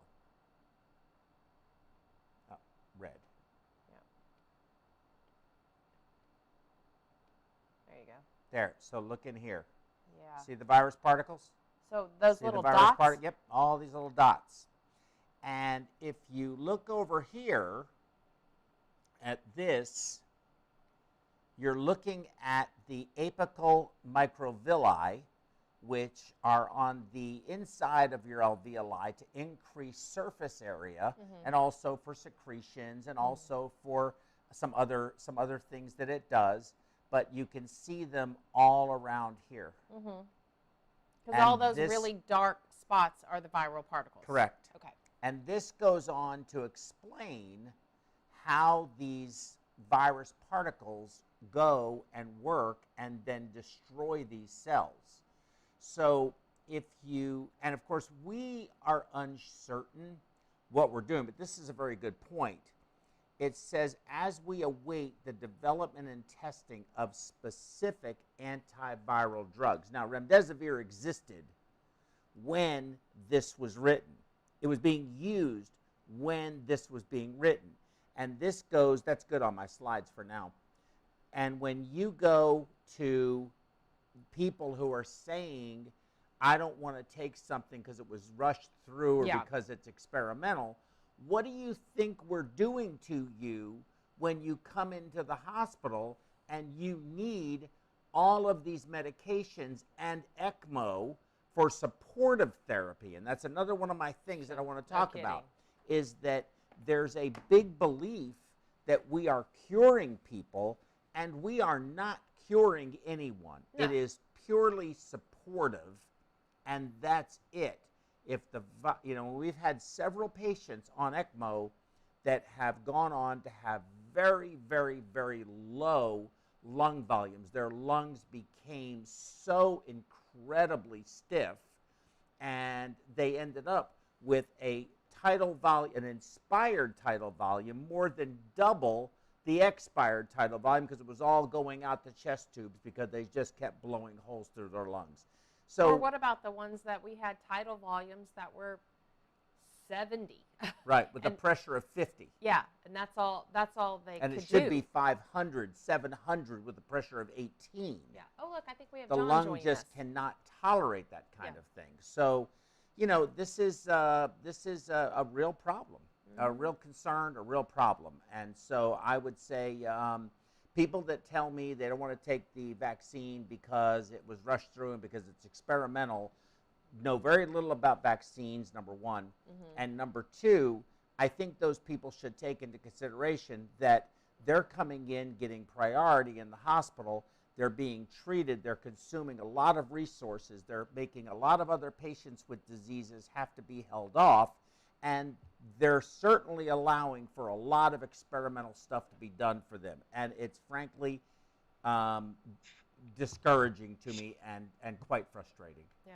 Can we pause for a minute and welcome John? Hey, yes, John. Hi. How are you, bud? Hey, guys. Can you hear me okay? Yes. Yeah. You have any comments? All right, great. Hey, yeah, I just was had a bunch of stuff going on, so I just tuned in, and I said, well, maybe I can tune in and join the conversation a little Yeah, bit. you joined at the perfect time because we're ready to really be talking. Yes. A lot. So we got about 20 minutes, and then I'm going to have to leave. But let me do this. So here's our topics, John. Do you have any comments about what we've done thus far? Have you watched it? I just tuned in, not even about Good. 3 minutes Okay. ago. I just started listening. Is this a viral replication in the parenchymal tissue, or is it an unmodulated inflammatory response, or both? And it could be both, I think it's but it is both. definitely a viral replication in the parenchymal tissue that there are not enough antibodies, and if you get enough of your lung tissue killed with the virus that is, of course, causing apoptosis of your pulmonary cells, you're going to die, unless you get a lung transplant. Yeah. Okay. So the next one, hospital mandates on employee staff being vaccinated. Well, it's not just hospitals. You'll see it in the news, right? Right. Other companies are doing it as well. But I'm saying, for the sake of our argument, since we're healthcare workers and people watching us are probably healthcare workers, how do you feel about it? I don't think there's a problem with that. I think I understand the perspective that, it's a personal choice whether or not you want to see a doctor and have a procedure, and I understand that perspective. However, I do, this is not new. There are places that require certain vaccinations, you know, for your children, flu shots. You know, if you don't like the stipulations and requirements on your job, get another job. Agreed 100%. John, what are your thoughts? Yeah, I'm glad you went over that, how that vaccination works, Joe. I just saw the little part there about the mRNA aspect of it. And I think people do have a misconception that you can get a disease from the vaccine. Like Tammy was saying about the number of people that said, I got the flu from the flu shot. Yeah. Right, exactly. Right. I mean, it just takes a basic understanding of, just think back when your kids get sick. When, I mean, we take our babies in to be vaccinated for all kinds of things, and no one thinks the baby got the measles because they ran a fever and were cranky the next day. They thought that's what happens when you get a vaccination. Right, absolutely true. Yeah. So what do you think? Go ahead. I think pediatricians, as a general rule, are very good about pre-warning parents that, you know, that's going to happen. And I think as adults, maybe we've forgotten about that. Yeah. You know, we don't have any parents telling us, oh, you might feel bad the next day or two, or, you know, well, how come 9 people didn't and I was the only one that did? You know, something must have been wrong with mine. You know? Of course. Of course. What do you think about this whole requirement of vaccinations for employees at hospitals? If you're kind of watching the news, you're kind of seeing this whole requirement for admission, so to speak, for various things is just starting to creep in more and more. I don't know if you've noticed, but I think now it's federal employees on some level. I think New York has gone to all public transit employees or something like that. It's slowly creeping in, and I think you're going to just continue to see it more and more in our society, and one day it'll come where, you know, just like when you work in the hospital, they don't say you have to have the flu shot, but to be honest with you, you have to have the flu shot.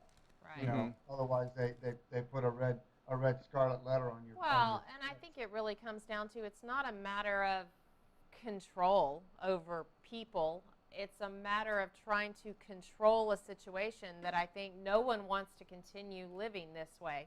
Correct. I don't. That's true. That's a very good point. Okay, but John, you just brought something up very interesting, and I think this will be a great point next. Your slide's not up anymore. Oh, yeah. Oh, I'm so sorry. We got a mirror. We lost the mirror. Okay, I'm sorry. So while you're doing that, you know, we have variants way past Delta.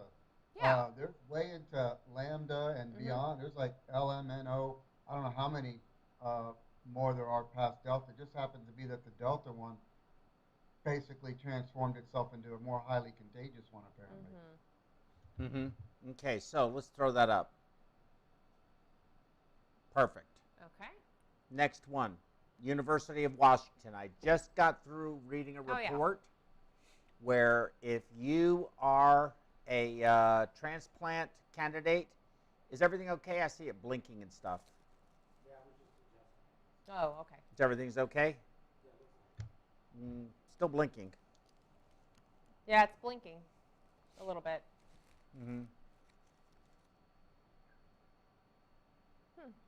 Okay. Is that the University of Washington that's mandating that employees, or So- that was just a No, general no, hold on. University of Washington, if you are a transplant candidate, it's blinking. If you're a transplant Maybe just candidate. take it down. We don't need it. Yeah, I agree. Just take it down. There we go. Okay.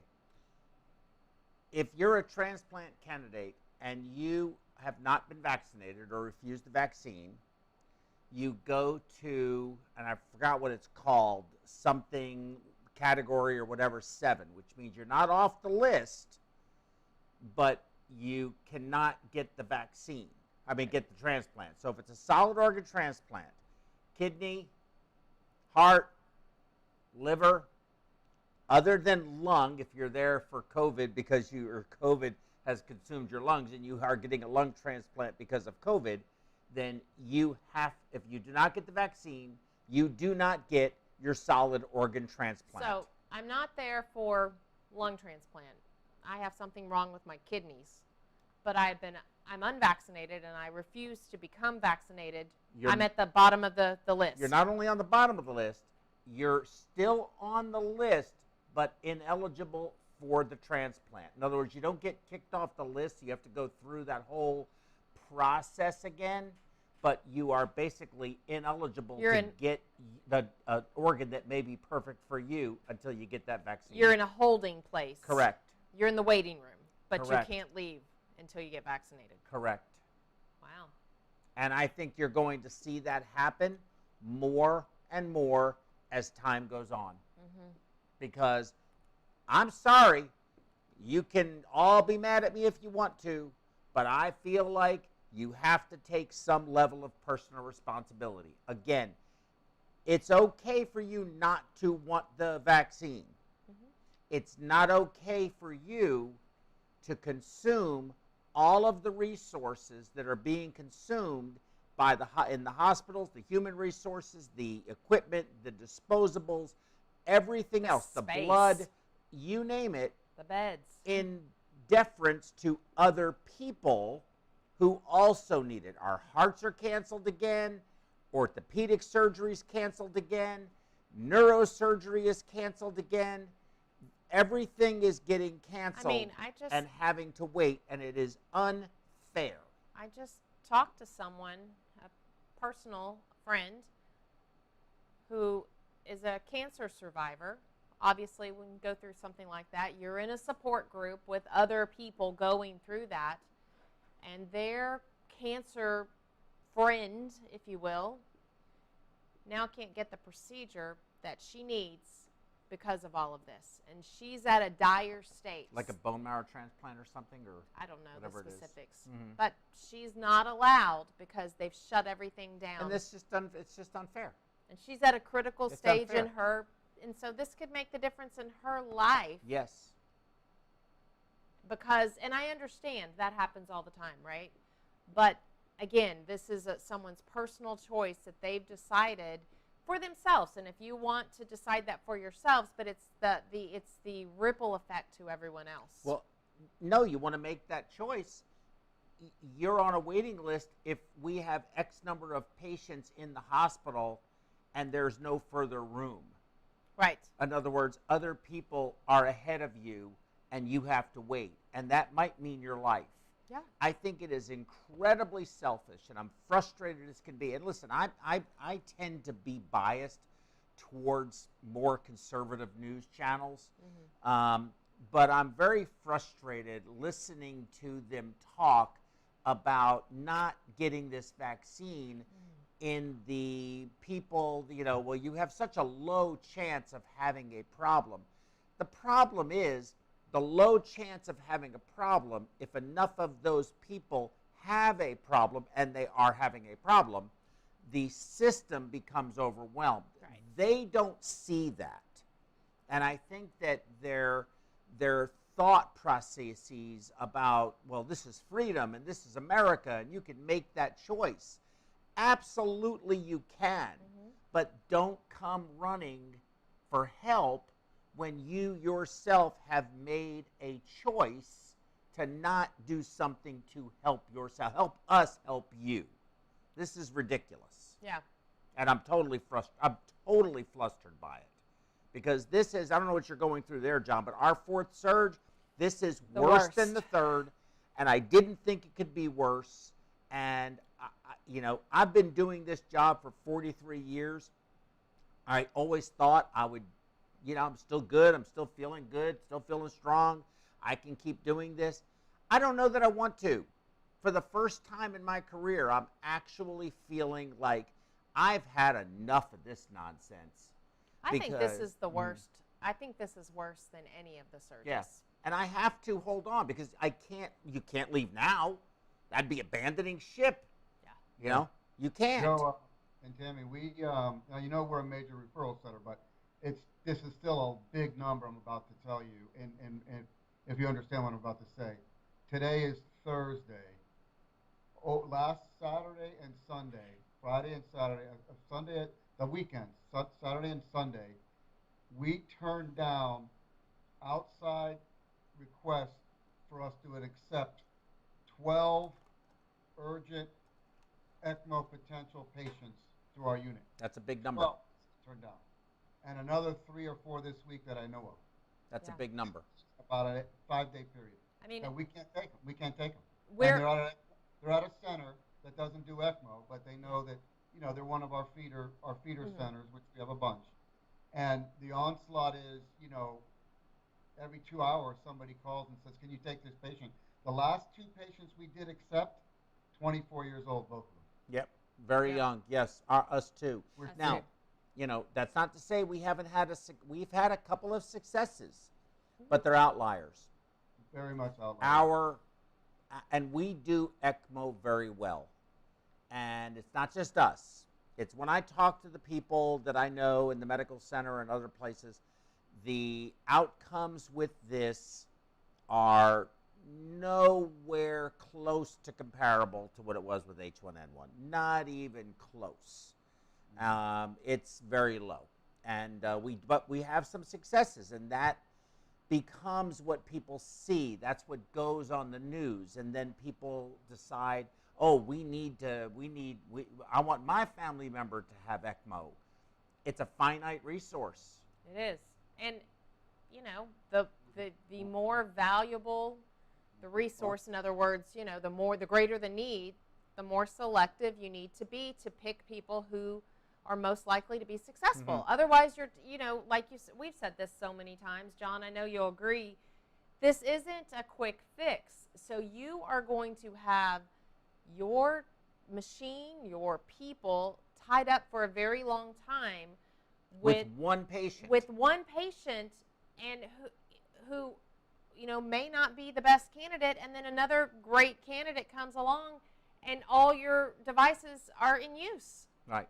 And so now someone who had a higher probability of actually surviving, recovering, doesn't have that therapy available. Right, because you can't just go turn it off. No, you can't. Okay, let's go to the next one. Can we pull the slides back up? Try to mirror again. They're No. trying to fix something. No, I just blew it. Hold on. There, it says it's checked. Okay, there. Okay. And so there you go. So the next one we have is prioritizing patients that have chosen to not be vaccinated. Well, we just talked about that, so I'm going to skip that one. I think we discussed it. Experimental vaccine myth and the news. Yeah. Again, we've been making vaccines. Why is it doing that, guys? Well, let's just keep going. Take it down, okay? But I don't want to keep looking at it.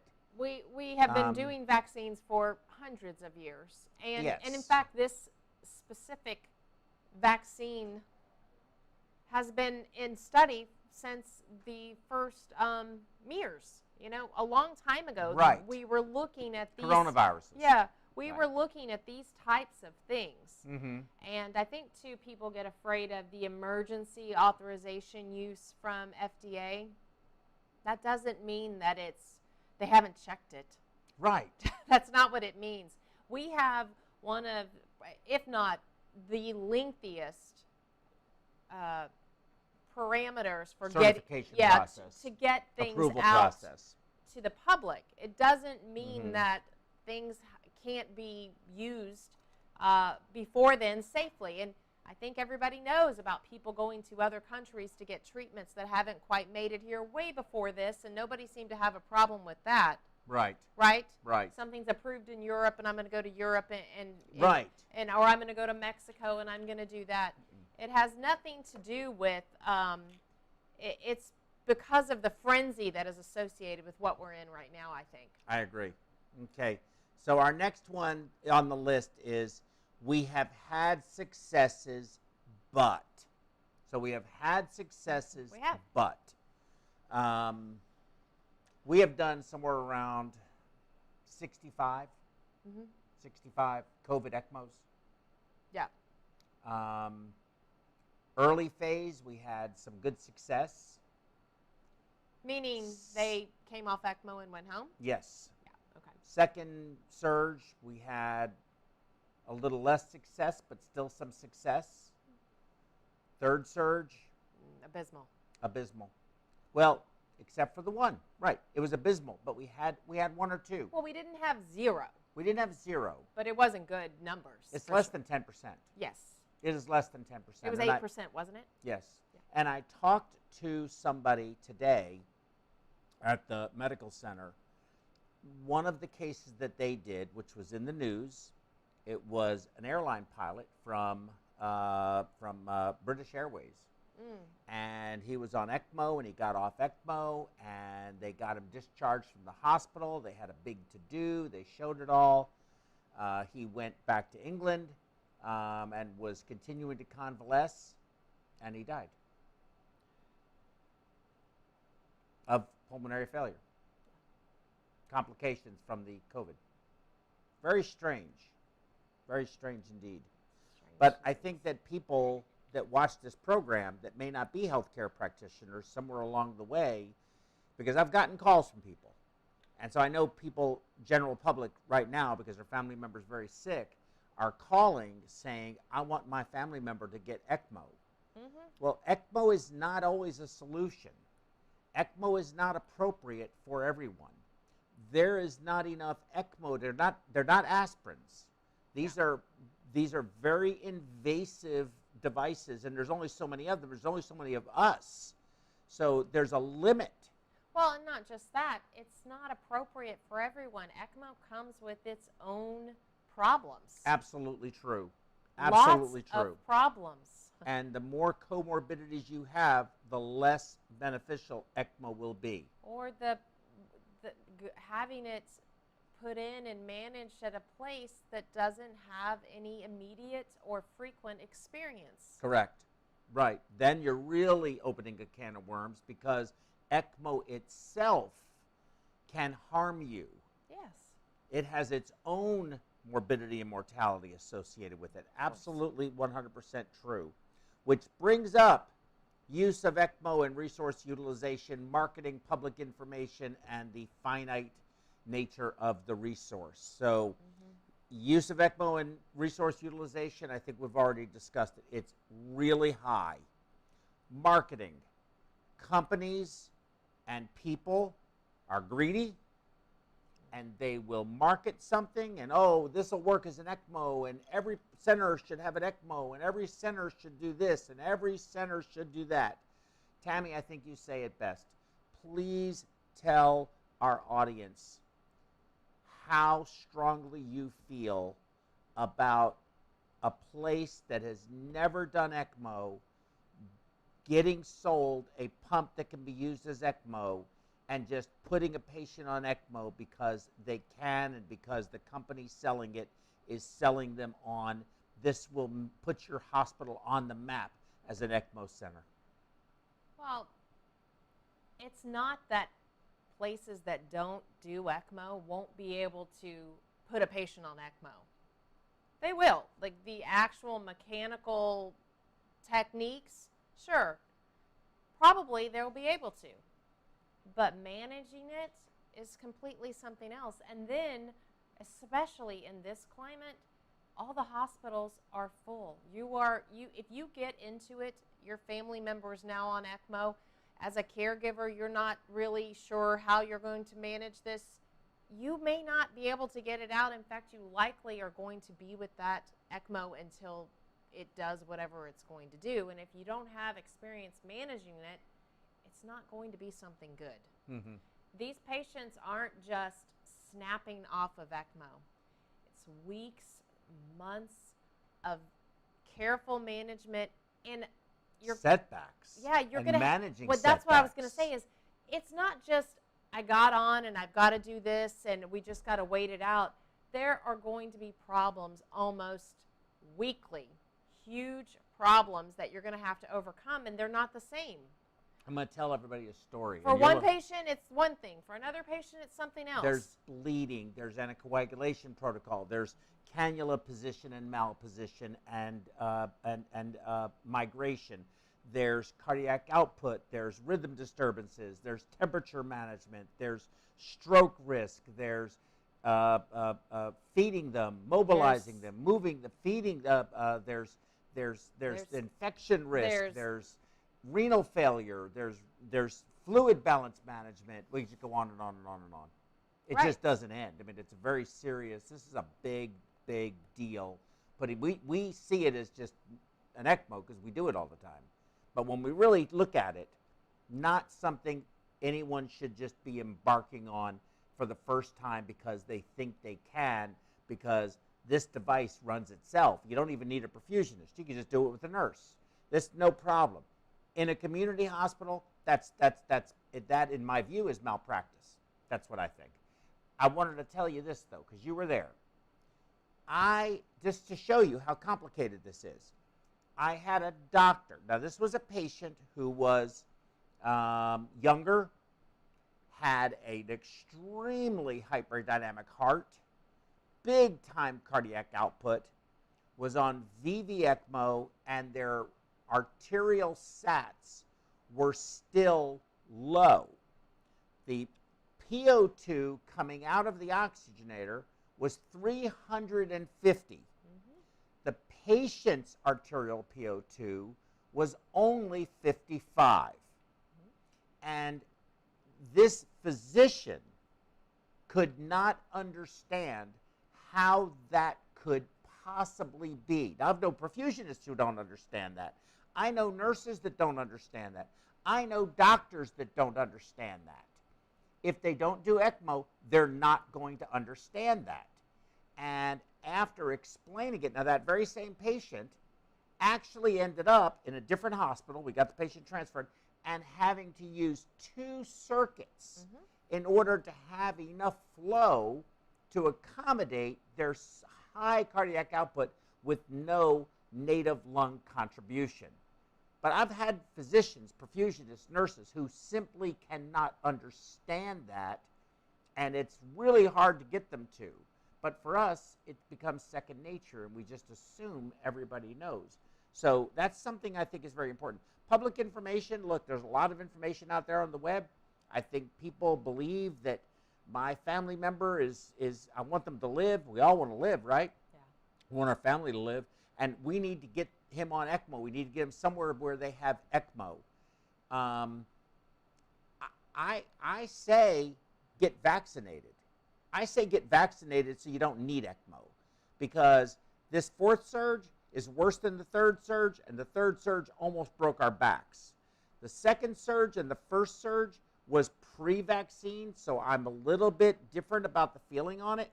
But right now, every resource is being thrown at people who are choosing not to be vaccinated, and public information is failing this country miserably, and I'm fed up with it. If you don't want to get the vaccine and you have a bad outcome, I think you need to accept the consequences of your actions at this point in time. Well, and I just need to say it because I'm a little softer around the edges than you are. We want to care for everyone. That's not it. It's that there is not enough to go around. So if you choose not to do this, it's unreasonable, I think, for anyone to assume that they're more important than someone else when it comes to care. Absolutely fair point. Effect of pandemic on perfusion training and new graduate exposure. Well, So we're going through that right now. Going through it right now. We have hired 2 new graduates, Smart. excellent at their craft, and they're getting almost no heart exposure. Right. They are doing ECMO They're getting around really good the at clock. ECMO. Right. And it's, you know, it's a shame. And it's happening to students that are actually currently in school, right? Because they aren't getting as much exposure to cases either because cases are down. So these students are going to have to get their cases to graduate. How are they going to do that? It's a really good question, and I think that it's going to be it is going to be something we are going to be dealing with for a very long time. because when we do get this resolved, and it will be, I know this too shall end. I say it all of the time, and I don't mean to be so negative seeming, but I am. It's been a rough couple weeks. I am pretty frustrated. Well, I'm frustrated at the. I'm frustrated. Like I said, I tend to be biased towards conservative news channels, and I feel like they are doing a horrible disservice to the public at large in terms of talking regarding the safety and of these vaccines, the efficacy of these vaccines, and more importantly, the responsibility of a citizen of this country, notwithstanding what our civil liberties actually are. So yes, you can choose not to get the vaccine, but you should then also be willing to accept the consequences of your choice. And I think that needs to be a message that is given by a lot of people in a lot of places, and it's not being done, and I don't like that. Our new graduates, our students that are learning, I think this is unfair to them. I think it's unfair to cardiac surgeons that want to treat their patients, to cancer patients that need lobectomies or lung wedge resections or whatever for their tumors, your friend, and everything else. I don't think that just because you were irresponsible to not get the vaccine that you now take priority over a patient who maybe got a disease or something from not necessarily their bad behavior. Because, of course, smoking and cancer, you could make that same argument. I understand it's a slippery slope, and I do recognize that, and I respect that argument. But this is an ethical quagmire. Well, and we're in a pandemic for this. Correct. This exact thing. Yes, agreed. We are not in a pandemic for smoking cigarettes and cancer. Correct. Although it's terrible and it hurts people, and I get all of that. There's lots of things obesity and diabetes and heart disease. There's all kinds of things. Right. You have to be you have to take some personal responsibility here.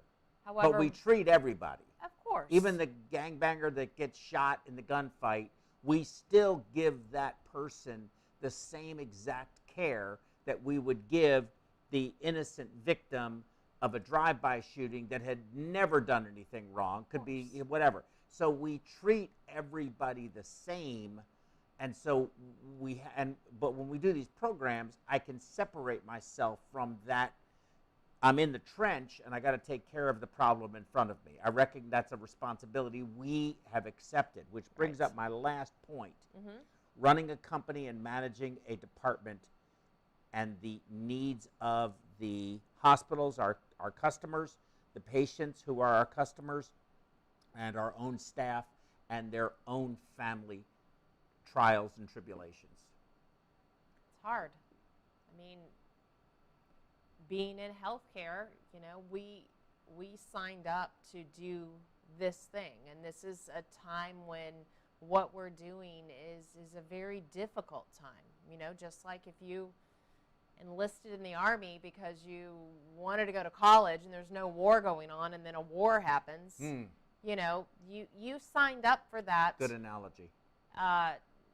When it was however it was, and you have to take what comes with it, right? But this has been very enduring. It's not been short-lived, and it can really take a toll on us as individuals, and just trying to manage our own lives and our own, you know, issues unrelated to the pandemic. Yeah, we have lives too. Yeah. Interestingly enough, we have lives too, and our children have birthdays and you know, just like everyone else, and it's hard. Well, birthdays, family members get sick, they get cancer, again, unrelated to anything they did wrong. They get COVID themselves. They get strep throat. They have family members that are passing, and how do you tell somebody you can't go see your mother or father or sister or brother while they're dying because we have these patients to take care of, and we don't have enough people to take care of all of the patients as it is, and you leave that's that much fewer that we can take care of. So It's this not, is and it's not unique to perfusion, right? It's no. nurses. It's everybody who's in healthcare. Yes. You know. Yes. Which surprises me that there are healthcare professionals who absolutely adamantly refused to get the vaccine and sued Methodist here in the medical center, although it was thrown out reasonably and fairly. They're a company, and they can make whatever choice they want, and I'm glad that was thrown out because I think it's the right thing to do. And right now, every hospital system is in fact requiring. Yeah, they're moving that way. If it hasn't, the deadline hasn't occurred, we're seeing that here. They're all moving towards that. They're all giving notice that if you don't have the vaccine, that you're not going to have a place there in the coming months. Yes. Well, there have been roughly, I think, 55 million people are fully vaccinated right now, something like that, or 55%. So that's actually more than that. It's 150 million people. Okay. It's a lot. If the vaccines were unsafe, I think we'd know it by now. Right. Okay. You can't see the slide, but it says, that's all, folks. And I Can really you do the voice? No. And I worked really hard at making the animation on this slide, but unfortunately you won't be able to see it. So let's close this out. I think the next PerfWeb that we're going to do is Journal Club and Vanderbilt. So bring up the titles for me, please. Yes, perfweb.us, and I'll go to the schedule, and it's going to be September 1st. Yep, in the morning, and we've got the single ventricle physiology with Matt Werhoover, Katie Fela, and Dr. I think Tony Lepore and Dr. Hoffman, Jordan Hoffman. Yep. And then you are doing the Journal Club on alternative technique of long-acting cardioplegia delivery results in less hemodilution. And John is doing ammonia blood levels. What does it mean? Yeah. Usually it's bad liver. Well, we're going to have to wait and see. That's probably going to be a nugget. Yes. And it makes you a little intoxicated, I think, when your hormone levels are high. Yeah. Okay. I think we're done. I'm going to go to the hospital and put this ECMO on. We were the folks at Memorial Hermann Memorial Children's were kind enough to loan us one of their pumps because we're out of technology, and we had to get a truck and pick it up at the medical center and bring it back. It's arrived at the hospital, and it's a pump that we normally don't use, so we're going to go do some modifications of our circuit so it'll work, and we're going to go take care of another patient. So my final message is, if you're not vaccinated, please get vaccinated. Just please. I'm at this point, I'm begging you. Thanks, everyone, for joining us, and we hope you have a great evening. We'll see you next time.